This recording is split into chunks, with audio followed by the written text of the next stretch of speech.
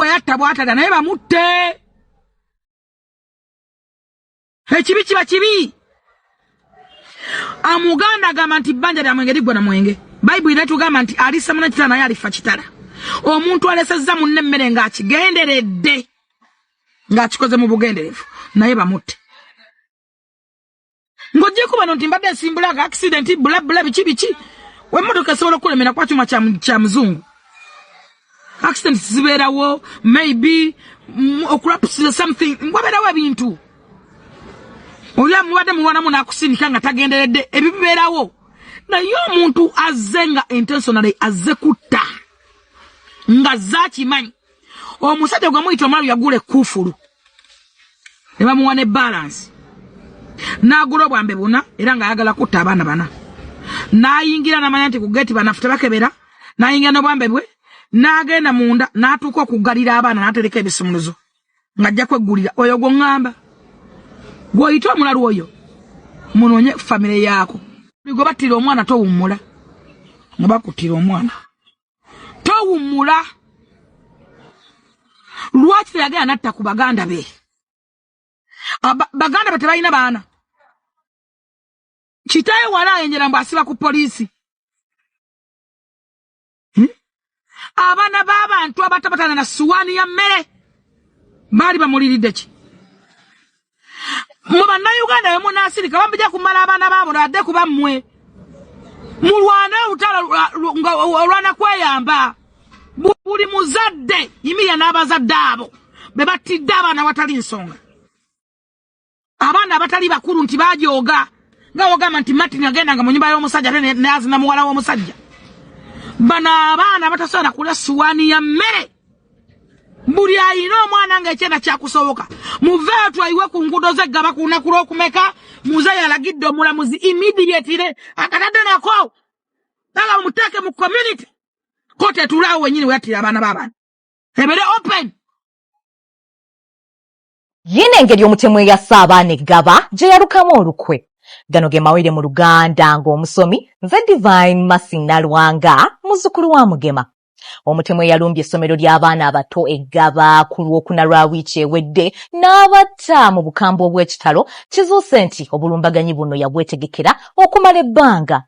Ng'okunoonyereza ku musango guno kukyakwajja, poliisi ekizudde nti Christopher Okero Onyam ono nga yateeberezebwa okutemula amabujjaana obutemu buno yabwetegekera okumala ennaku 4 emabega nga tannabukola. Bwe baamusoyezza ebibuuzo, Onyam yakkiriza nti yagula obwambe 3, akamu yakagula mu supamaketi ebbunga ate obulala yabugula kumpi ne paaka enkadde.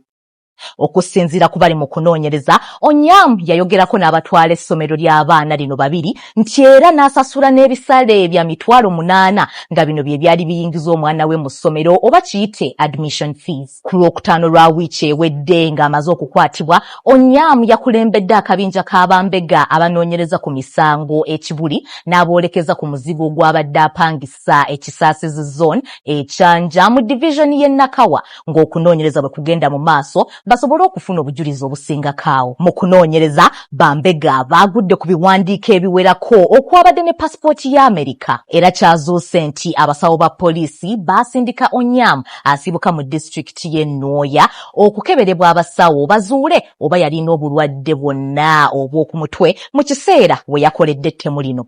Ago ge gabadde amawulire gabadde ga nnaku, naye nkusaba weekumire ku mukutu kubanga nkuleetera amalala bwe gati n'agasingakaawo.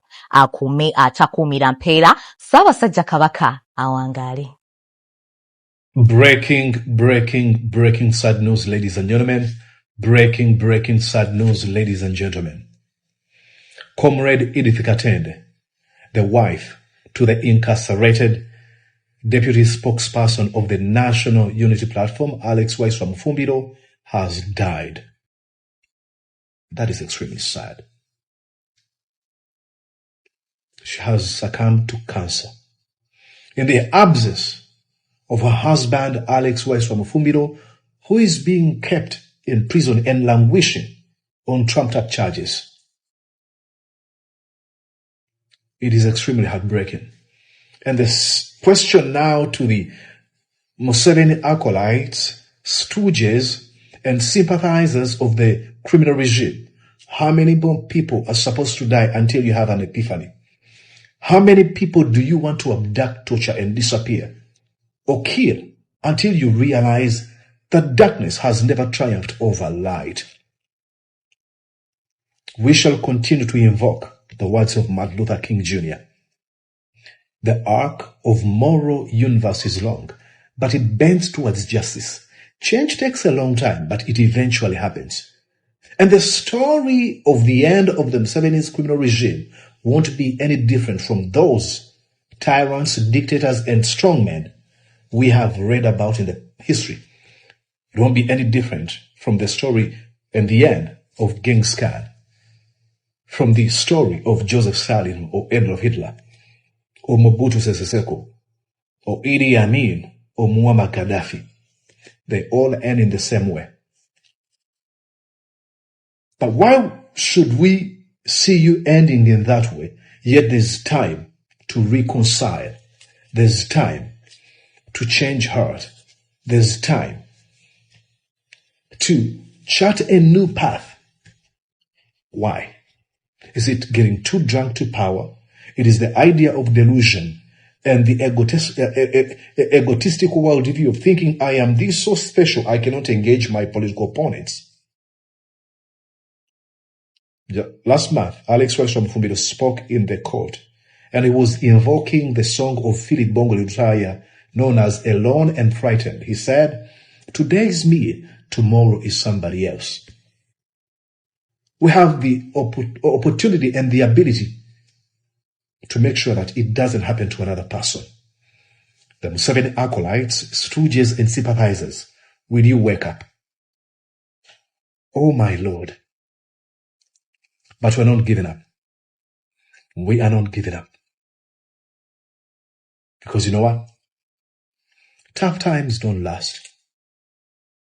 Because tough people do. And we are tough. Looking forward, keeping going forward until victory is in our hands. Now, I have made some commentary about the passing of Comrade Edith Katende. It's on my YouTube channel, Mordecai Murisa Live. I named it Mufumbiro's Wife Dies Alone, Death, Detention, and the Cost of Separation. Head over to the YouTube and watch this story and let me know what you think. May her soul rest in eternal peace. Nabagambye nti ngenda kukomawo ngezeeko kubalambululira oba oli awo n'okwogera ku nsonga eri gye nabadde ntandise okubagambako eyaleetedde omusajja ono okugamba nti leka agende asanjaga abaana b'abandi asale nga asala ente asale nga asala enkoko. Nabagambye nti ezimu ku nsonga ezimu ze nawuliddeko ng'abantu bagamba bayogedde ku nsonga y'okuba nti yabadde anoonya bugagga. Bayogedde ku nsonga y'okuba nti yabadde anoonya bugagga, kugamba yabadde ali possessed n'omuzimu ogw'okwagala okubeerako omugagga mu nsi muno. Era abantu balambise bati ensonga eyo. Bagambye nti omuvubuka oyo ayina abantu be yagenda ne yeebuuzaako. Nga munaabeerawo nga muli bakyali ku kyalo. Muwangalawo n'omuntu, mumutegera temumutegera bulungi, atera okujja ne mukuba agaboozi oba oli awo. Kati mbu munnange omuvubuka oluvannyuma lw'okuba nti awangadde ne bakyali be okumala akabanga bali mu mbeera nga gye tuwangalira mwene yaffe eya muntu wa wansi muntu wa bulijjo. Nga yali agadde oba oli awo okwapugureedinga ku bulamu agendeko mu level ndowooza ez'abakabijja.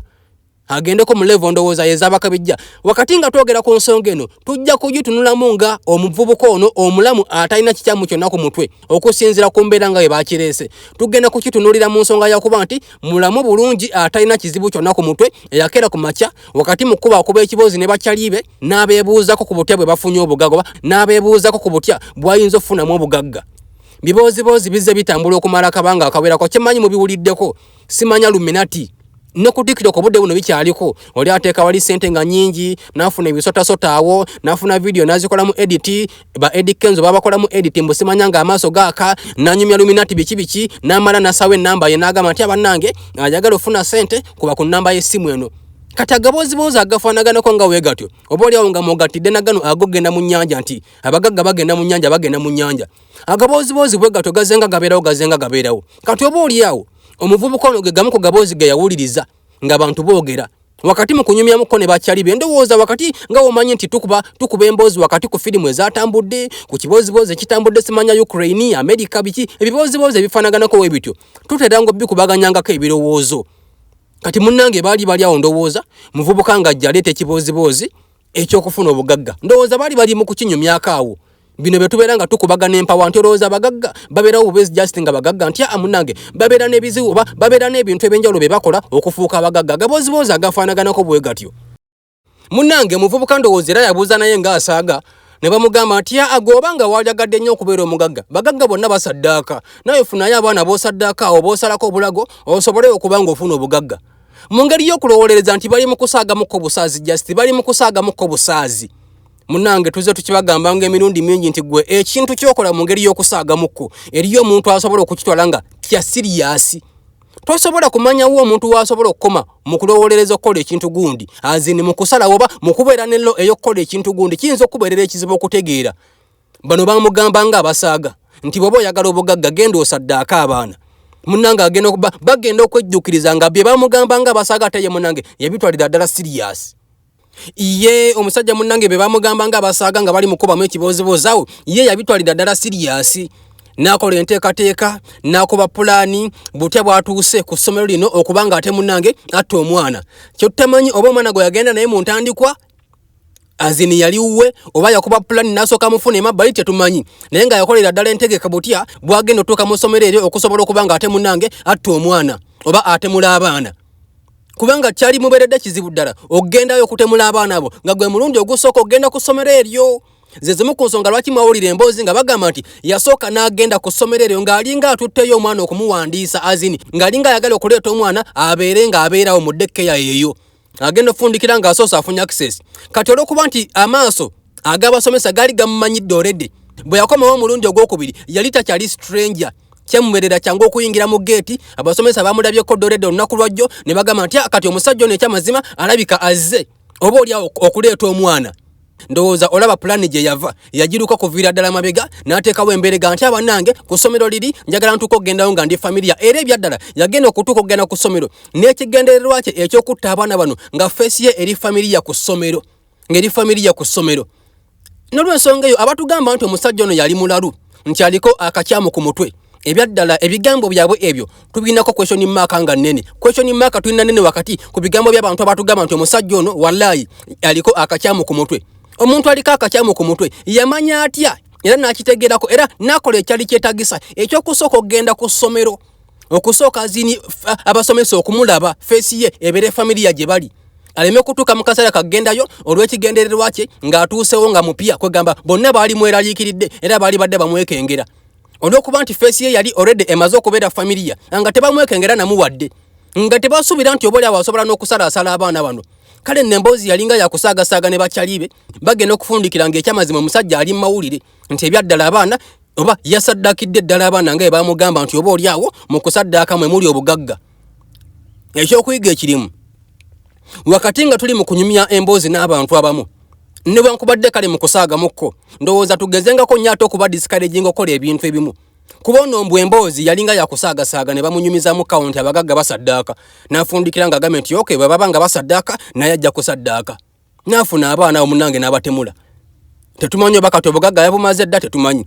naye nga yafundikira nga bwatyo bwakoze then ate era nakibagamba dde oba tukibagamba emirundi mingi abatwekuumiddeko nti gwe by'otyo okukola gwe wowulira ng'ogamba nti nze siyinza kusukkawo newankubadde nga mu nsi tunoonya ssente wakati mu kunoonya ssente oba mu kanyomero k'onnoonya ssente gwe woogamba nti wookoma toyinza kusukkawo azini toyinza kusala layini kusala booda kusukkuluma awo waliwo abalala abasukkulumirawo ddala bwe kiba nga kituufu nti omusajja ono ezimu ku nsonga ezamuleetedde okutta abaana bano kuliko n'ekyo ekyokuba nti yali anyumyamuko ne bakyalibe ne bamugamba nti okusaddaaka abaana mulimu ssente empitirivu ddala n'afundikira nga agambe bwe ziba nga ziri mu kusaddaaka nti n'ajja kusaddaaka n'agenda n'asanjaga abaana b'abandi amaziga agali awo abazadde baakaabye amaziga nawulidde fifidda kuyina agamba nti kuliko omukyala bambi omukyala oyo omu ku baafiriddwa abaana oba omu ku baafiriddwa omwana yagambye nti yalwana nnyo okufuna omwana oyo yayita mu bingi nga bimumanyi abakyala be bayitamu okubanga banoonya abaana naddala ng'omwana abuze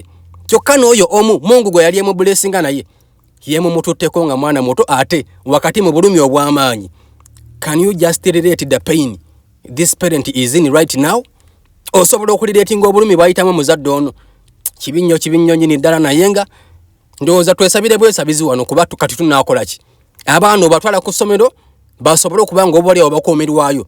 Ogenda ofundikira mbu ate yafiiridde ku ssomero. Gy'olowooleza nti gy'agenda okubeera safe ate okufa kumusanga.